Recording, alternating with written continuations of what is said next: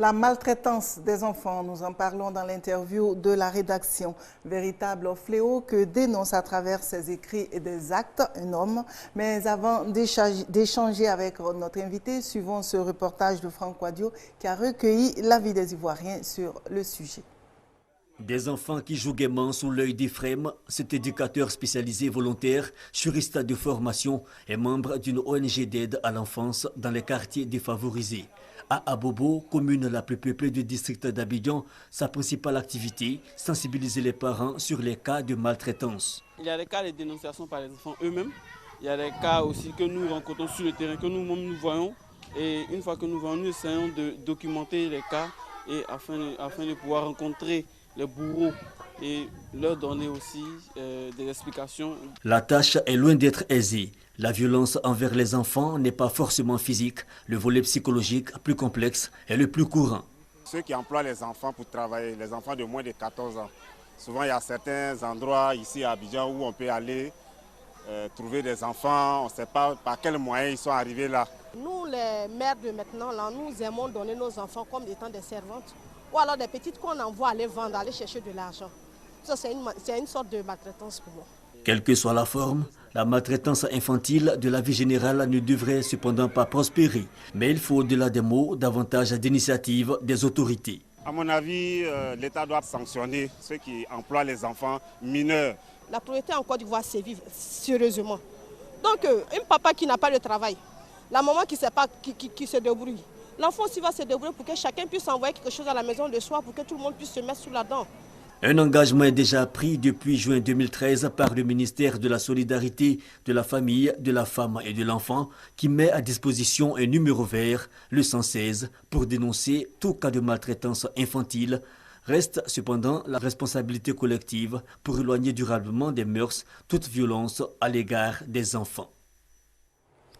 Que représente l'enfant pour les Africains? Pourquoi est-il si vulnérable face à la pression des adultes? Monsieur Kourouma Mamadi Korzak, coordonnateur général de l'ONG Solidarité des adultes pour l'enfant en Côte d'Ivoire, est notre invité. Bonsoir, Monsieur Kourouma. Madame. Comment ça va? Selon vous, que représente l'enfant en Afrique? Eh bien, l'enfant représente en Afrique, le statut de l'enfant africain présente réellement un problème parce qu'il faut dire qu'en Afrique, l'enfant est considéré comme un objet de manière générale. Quand je dis objet, comprenez par là que nous faisons les enfants et nous en faisons beaucoup pour assurer nos arrières, pour permettre donc, une fois que nous sommes vieux ou très âgés, que ces enfants-là nous prennent en charge.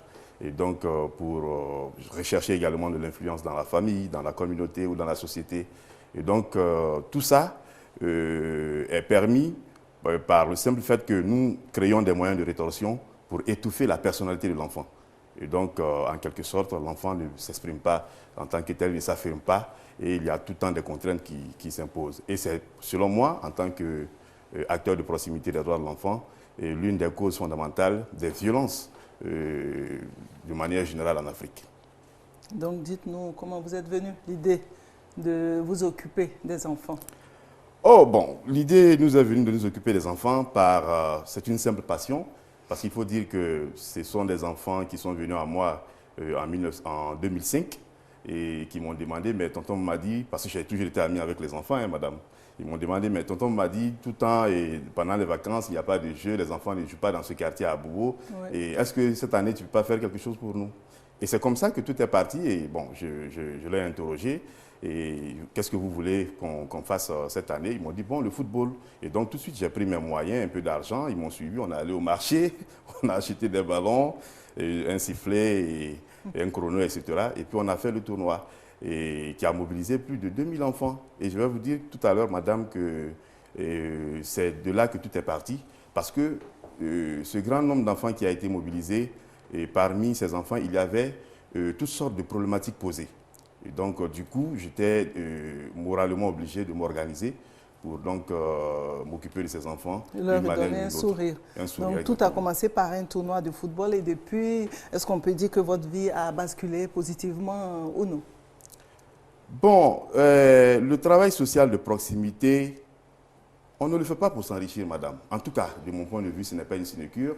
C'est un travail qu'on fait avec le cœur. Si c'est pour s'enrichir, je ne pense pas. Bon, moi, de mon point de vue précisément, je le fais. Et la seule satisfaction que je gagne, c'est lorsque je vois que j'ai réussi à aider des enfants, à sortir des enfants de l'ornière, à brasser un métier par exemple, à aller à l'école et à réaliser une prise en charge d'un enfant victime de maltraitance ou de violences sexuelles, etc. Et donc, c'est la seule satisfaction que j'ai d'un point de vue moral, madame. Donc, vous avez réussi à ouvrir un centre d'accueil. Effectivement, à Abobo, vous savez, je suis un adepte de la pédagogie autogestionnaire qui consiste à mettre l'enfant au centre de tout, c'est-à-dire à créer en quelque sorte, à mettre en valeur ce qu'on appelle véritablement le principe de la participation de l'enfant et qui consiste donc à donner la parole à l'enfant, conformément à la Convention des Nations Unies relative aux droits de l'enfant qui édicte 4 principes, dont le principe de la participation de l'enfant. Donc la pédagogie autogestionnaire nous a toujours permis d'amener les enfants à devenir eux-mêmes acteurs de leurs droits et de leurs devoirs, et donc à participer activement à l'exercice de ces droits-là. Voilà en quelque sorte comment nous avons réussi à atteindre un maximum de personnes au sein de la population qui ont adhéré naturellement. Comment est-ce que même ces enfants arrivaient dans ce centre et puis comment vous arriviez même déjà à les faire parler? Parce que j'imagine que devant un inconnu, ce n'est pas évident pour un enfant maltraité de parler. Vous en profitez aussi pour nous dire même c'est quoi pour vous la maltraitance? Tout à l'heure, je vous disais que la personnalité de l'enfant est étouffée en Afrique. L'enfant ne se développe pas d'un point de vue physique, psychologique et moral de manière véritable. Et il y a toujours des barrières. Bon, lorsqu'il y a un centre d'écoute, un centre de proximité qui accueille les enfants, cela permet tout simplement d'assurer les enfants parce qu'ils se disent, tiens, voilà un centre qui est là, qui nous reçoit, qui organise des activités socio-éducatives. Où je peux m'épanouir. Voilà l'enfant peut s'épanouir graduellement et il a droit à la parole. Et c'est ainsi que j'ai pu constater que lorsque l'enfant est mis en confiance, l'enfant s'exprime. Mais quand l'enfant n'est pas mis en confiance, madame, l'enfant ne s'exprime pas. Et voilà pourquoi en Afrique, on a toujours des problèmes avec nos enfants. Parce que le cadre n'est pas, qu'on appelle, approprié pour permettre à l'enfant de s'exprimer.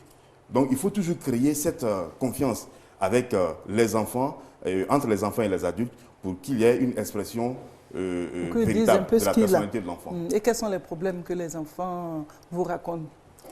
Bon, ce sont des problèmes liés aux violations de leurs droits et à la non-satisfaction de leurs besoins fondamentaux. Madame. Donc, vous savez, c'est ce qu'on appelle la maltraitance. La maltraitance, de mon point de vue en tant qu'acteur de terrain, c'est quoi?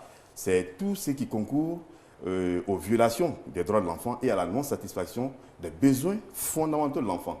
Bon, oui. Pour nous, je dirais peut-être qu'ils n'ont pas d'expérience. Nous, on parle, quand on voit la maltraitance, on voit par exemple des cas de viol, mais les services corporels... Oui, je vais rapidement en télégramme. La maltraitance, nous on l'appelle communément les violences envers les enfants. Il y a plusieurs types, madame. Oui. Il y a les violences physiques, il y a les violences psychologiques, il y a les violences sexuelles. Qu'est-ce que vous rencontrez le plus souvent? Le plus souvent, c'est tous les types de violences, madame. Tous ces types, on les rencontre. Généralement, c'est la maltraitance physique ou les violences physiques, où l'enfant subit les services corporels, vous découvrez donc sur son corps. Donc ce père ou cette mère qui bat tous les jours son enfant, et puis on a des services corporels très graves, et c'est cet enfant qui arrive dans votre centre d'accueil. Qu'est-ce que vous faites? Est-ce que vous arrivez à résoudre le problème? Lorsque nous recevons des enfants en situation difficile, donc, et qui ont été victimes de maltraitance, etc., il y a ce que nous faisons premièrement, c'est l'écoute. Parce qu'il faut écouter l'enfant. Et ça peut prendre souvent 1 heure, 30 minutes, plus, même des jours. Ça dépend de la situation, du niveau de problème que l'enfant pose. Donc l'enfant ne retourne plus chez ses parents? Non, il peut retourner chez ses parents. Mais lorsque ça nécessite une prise en charge, parce que la prise en charge, après l'écoute, il faut identifier réellement le problème posé. Si la situation de l'enfant est telle que ça nécessite une prise en charge, d'abord médicale, il faut d'abord réaliser cette prise en charge médicale. Si ça nécessite également une prise en charge juridique et judiciaire, il faut réaliser cela, parce que on n'est pas sans savoir que la Constitution ivoirienne et toutes les lois inférieures permettent ou garantissent une protection à l'enfant. Donc, tous ceux qui s'inscrivent dans, disons, tous ceux qui s'inscrivent dans le cadre, qui ne s'inscrivent pas dans ce cadre, sont purement et simplement punis par la loi. On prend l'exemple des cas de viol. Est-ce que vous arrivez à résoudre le problème? Par exemple, le violeur, est-ce qu'il a pu être emprisonné et tout? C'est un exposé de cas que je vais faire rapidement. Il y a juste 2 mois, il y a un cas qui m'a marqué et qui m'a profondément déçu. Et je n'ai pas manqué d'en parler aux acteurs étatiques, et à Child Protection de l'ONUCI et à beaucoup d'autres acteurs qui ont reçu un mail groupé de moi dans lequel j'ai expliqué la situation. Une fille de 13 ans s'est fait violer par un jeune de 25 ans à Abobo. Et cette fille-là, c'est à l'aide d'un couteau. Le jeune homme a utilisé un couteau. Et il l'a sciemment fait. Donc, lorsque nous avons reçu l'information, nous avons procédé à l'accueil et à l'écoute de la victime. Nous avons documenté le cas. Et c'est ainsi que la prise en charge a continué.